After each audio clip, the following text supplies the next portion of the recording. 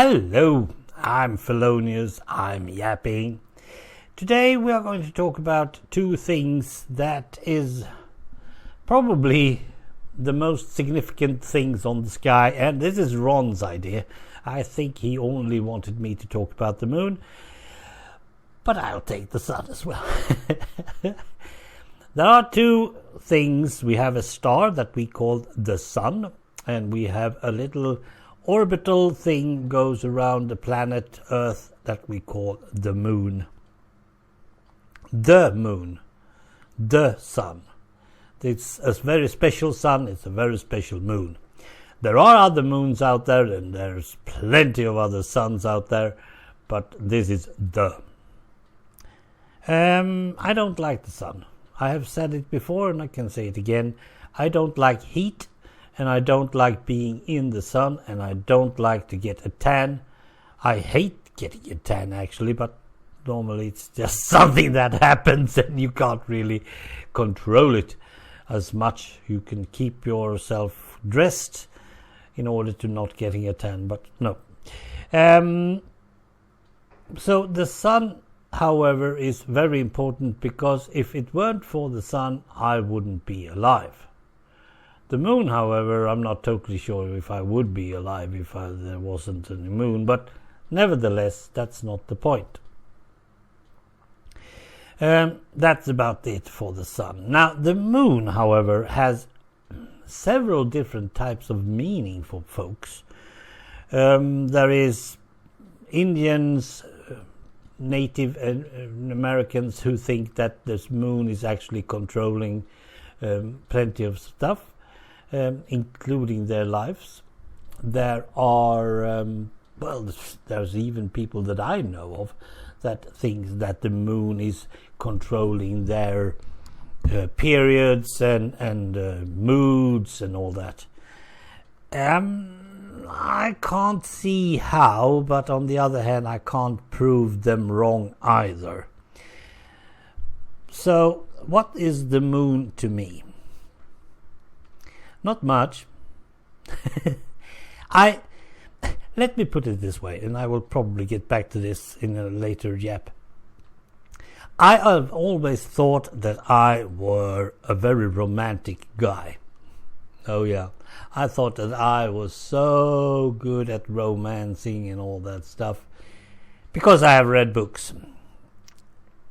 Real life, however, taught me pretty soon that I wasn't romantic a bit. And I wasn't even spontaneous enough to be called a romantic.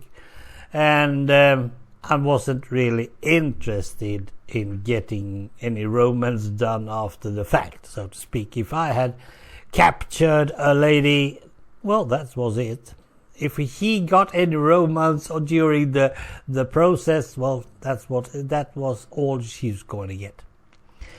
And sitting and watching the moon and talking about that one as being somewhat romantic stuff, moon glow or all that, no, not me.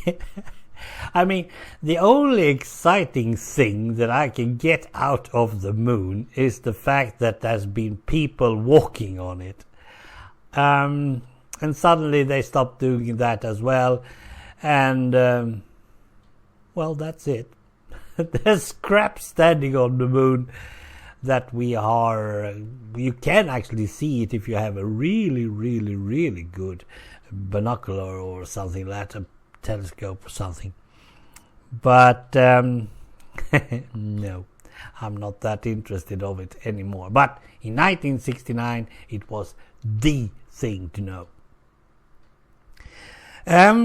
So they are up there, and I have heard, or probably read, that the moon is actually controlling the tidal waters. Have no idea what that really means, and if it means anything, I mean, it will probably do that forever. And I've also think I have read somewhere that the moon actually is a piece of the Earth that has been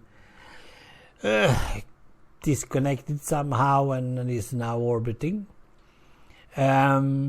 Somewhere Somewhere I have read also that round thingies in space with craters on hasn't been evolving at all, but round things without any craters on is actually more active. Could be water, can be ice, can be volcanic, could be humans.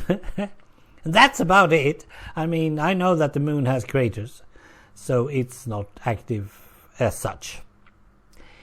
I'm not totally sure if anyone actually goes around thinking about the moon at all. They're talking about red moons and big moons and no moons and yeah, so what? It really doesn't give me the coffee of the day. It really doesn't. Sorry, Ron. Didn't give you much on that one. Sorry. Bye.